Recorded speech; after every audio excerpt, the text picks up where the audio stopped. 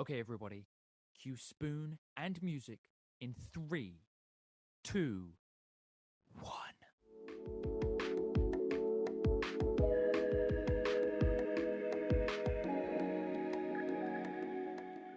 Hi guys, welcome back to the SpewnedIt Podcast. My name is Joel Brown. This is my good friend Jensen Anderson. Welcome back. We're so glad to have you here with us, the boys. This is basically a podcast. Jensen and I catch up, share some brilliant stories from our childhood. And actually, this is like a continuation episode. So last week, as I'm sure you will remember, on the podcast, we spoke about like travel stories basically from our time in Uganda. And the way that we did it is we did 2 truths and a lie. Now this is part 2 of that little segment, but this time we're taking it outside of Uganda. So we're kind of looking overseas, another country, maybe in Africa. That's what we're after. Now, gents, do you want to go first on this one? Because I'm saying let's just jump straight in, or do you want me to go first? I'll start us off. So, for a very brief overview, for those of you who may not know, true truths and a lie. You're going to come up with 3 stories or facts about yourself, your experience, and the goal is to get the other person to guess that one of your truths is actually a lie. So, without any further ado, I'll start us right off here. First of all, I saw Tom Cruise climbing the tallest building in the world in Dubai for the filming of Mission Impossible 4. Secondly, my 5-year-old brother got searched 3 flights in a row for contraband, like the special search where they like pull you out of line, go through your bag, do a whole hullabaloo about it. 5-year-old, mind you. And my third is that I have been to all the key locations in National Treasure. I'm not talking about Antarctica, but I am talking about national monuments, Liberty Bell, the actual Declaration of Independence, Mount Vernon, where they, kidnap the president and stuff. All of those places I have been to. Wow. Okay. So I mean, all of these are based in, the US, apart from obviously, in Dubai, when you potentially saw Tom Cruise climb the tallest building in the world, obviously the Burj Khalifa. Wow. The 5-year-old brother thing actually took place between Dubai, Ethiopia, and Uganda in airports. So that was international as well. Okay, and so this was one trip, or for that middle one, that was like one 3. trip from the US to Uganda. Wow. Also, 3 flights. That sounds like a pain. You guys must have been shattered by the time you got to Uganda. Right. Okay, now, I mean, straight off the bat, I feel like I remember you telling me about you seeing Tom Cruise or something about that. So I don't know, that one I'm biting at that one. I don't mean this in a mean way. I really hope that your brother did get searched, because obviously a terrifying experience for him. So I mean that in the kindest possible way. But that is a mental story to be able to tell. And then all the key locations from National Treasure. Obviously, what a movie. Again, I can imagine that.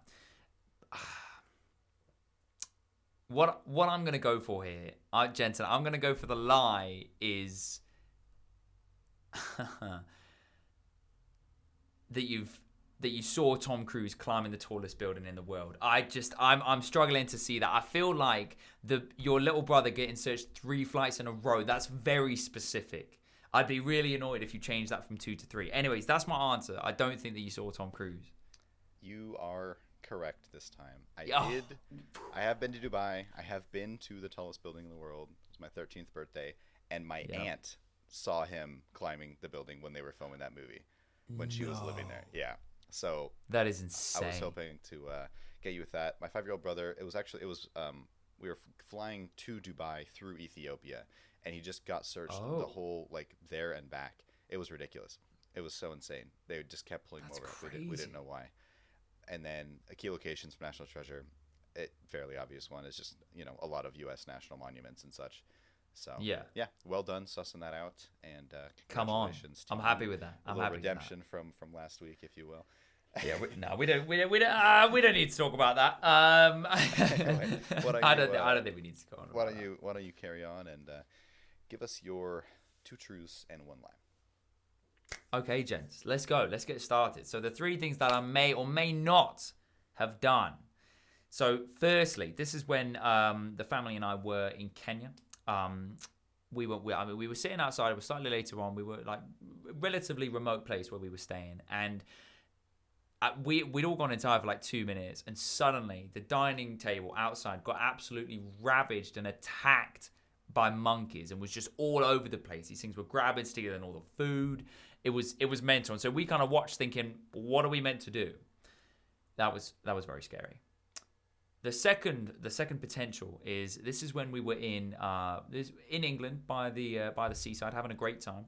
I was jumping on these like wooden benches, and as I jumped to one, I put my foot through it, and it comes up and smacks me in the middle of the nose. Right, very painful, very embarrassing, very funny for everyone else. The third one, this is when we were in France actually. And so I think I was sort of like early teen at this point. I got so badly sunburned on my chest that it was basically one massive blister. I've never been so sunburned in my life. It was awful, gents. It was terrible. And one of the most painful experiences of my life. That is number 3. See if you can decipher that one, my dear friend. First of all, the sunburn just sounds absolutely disgusting. I'm trying very hard not to picture that right now. The smacking your nose on a wooden bench, very plausible. Knowing you, I could see you doing that sort of thing. You know, Joel, that silly jab. Oh man, the dining table by monkeys in Kenya. That I feel like that has to be true. I have seen what monkeys can do, and I've seen the videos, and I've experienced it. Do you remember, did you ever stay at the old, like they moved Red Chili's to a newer location, but did you ever stay there when they were at the old one where they had like that tiny little pool? I don't know if you ever was over there. I was. Do you remember I think so, the monkeys were literally terrifying? They would like watch you go from your car to the place, and like I was generally afraid to like carry food in from our car to where we were staying, because the monkeys would just eyeball you, and like ready to snatch up anything. Times. It's terrible. Scary. So times. For that reason, I think that did happen. I believe that monkeys would be that aggressive. Man, I'm thinking it's some detail in one of these other two that's wrong. I feel like both of those things happened either to you or perhaps one of your siblings or family members. But it's going to be something like you got burnt by you got a sunburn in Germany or something. I don't know. It's going to be something small. Oh man, I'm gonna go for that one. I believe you would get a sunburn. I'm gonna say it wasn't in France though. That's my guess. So that's the lie. Is that what you're saying? Yeah. You sure? Yeah. Okay. Well, I mean, obviously, Jensen, you are correct, because you are just good at this Seriously? game. Dude, I have no idea. It wasn't in France, and it wasn't quite that bad that my whole chest was in a pain. It was actually in Uganda, funnily enough, where I basically just spent a little too long in the sun. I did have a lot of little blisters all over my chest, and it was very, very painful, but it wasn't quite that bad, so you didn't have to imagine that. But 2 for 2, baby. 2 for 2. 2 for 2. Come on. Yeah, obviously, the dining table getting attacked by monkeys in Kenya, that was just mental, really. We just didn't know what to do. We were just kind of standing there thinking about, we have to wait now. Fortunately, we mostly finished eating, so it was all right. The smacking my nose on a broken wooden bench, this was comical, right? So I thought I was so cool, dancing from these, one wooden bench to the next. Basically, so I jump onto one end of it, plant my foot through, and the whole thing just comes bang, hits me in the middle of the face. My nose goes to about 4 times the size, and I'm just like, I wake up basically on the floor, sitting up, thinking like, what on earth has gone on here? Absolutely brilliant. Obviously, people like coming to my aid. There was a random like lady who came out of a shop with like a bag of ice, chucked it on my face. So stupid. However, that was a great holiday, because I remember I found a little Lego Yoda minifigure just in the place where we were staying, and I was like, well, I mean, I'm gonna take this because like it obviously doesn't belong to them. So, anyways, I nicked it. I remember that Yoda. I haven't been questioned about it since. I was very excited because I didn't have a Yoda. That was like the coolest minifigure. Well, there we go. Jen's 2 for 2. Eventually winning the tie. I didn't have a doubt. I did try to trick you with a little miss of a detail, but there you go. But Jens, I'm just making sure. do you know what time it is? Yeah, Joel, I think I do. And now it's time for Lights, Camera, Fiction with Guy Lee and John Polanski. Welcome back to your favorite improvisational trailer movie show. I am Guy Lee, and this, of course, is my co-host, John Polanski. Thanks, Guy. Now, for those of you who may be new to the program, this is where we are generated a random movie title, and we must create the trailer for that title, and it's all done off the cuff. Indeed, John. Now let's see what our first title is today. Prepare for the plague. This revolutionary film will knock the socks off any other zombie movie you've ever seen. Think of I Am Legend, how at the end of the movie, you're sympathetic to the zombies, but that's the whole movie. Coming to cinemas very shortly. A zombie perspective zombie movie thriller that will leave you wondering, why are the zombies the bad guys when the humans are just rubbish? The undead love story thriller of the decade. When two zombies say I do, you know it's forever. Because how can love die when it's already dead? The movie that you will still be confused about when it gets to the end, but it will leave you saying, "Aw," and "Ah." Coming to trailers soon. Coming to theaters soon. Prepare for the plague, the love zombie thriller. Ah. Life with moon rocks. When the Robinsons hear a suspicious thud, thud, thud in their back garden, they're left to wonder, where on earth did these things come from? Meet the quirky Moonrock family. They're here from space, and they just want to have fun. In this family-friendly summer romp, you'll experience the joy, the laughter, and the extraterrestrials? Here to have a good time, do your washing up, and play baseball in the garden. The Moonrock family are here to stay. In your hearts and in our theaters, and probably with the amount of radioactive material that they leave behind. When the stars align, the family's gonna have a good time. Yes. Coming to you this summer equinox. Ooh. Ah. Life with moon rocks.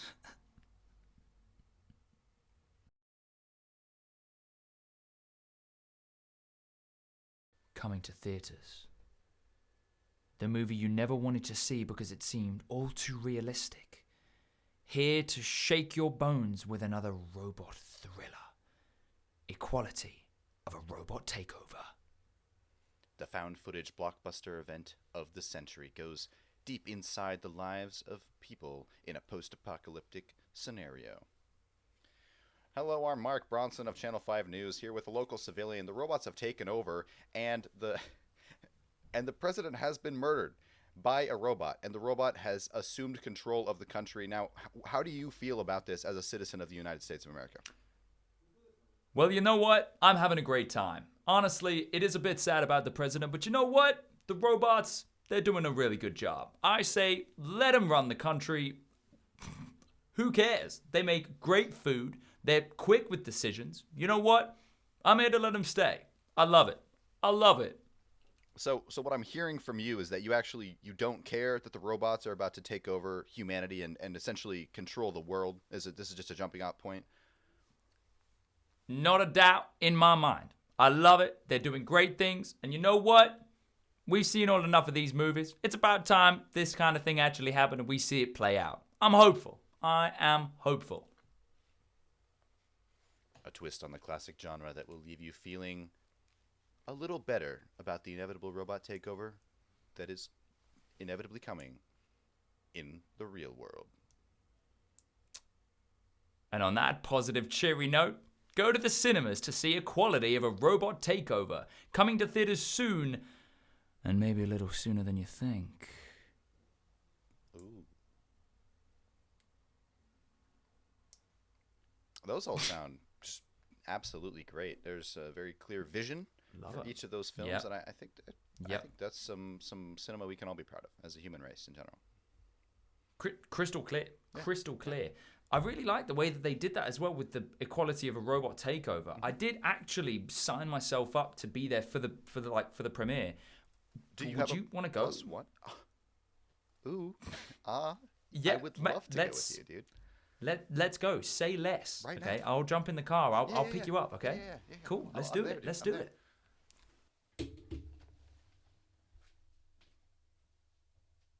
Wow. Thank you to John and Guy for coming in and having that little guest spot. I hope you guys have a fantastic time at the premiere of that movie. Sounds just incredible. Whoever got to do that trailer, just A1.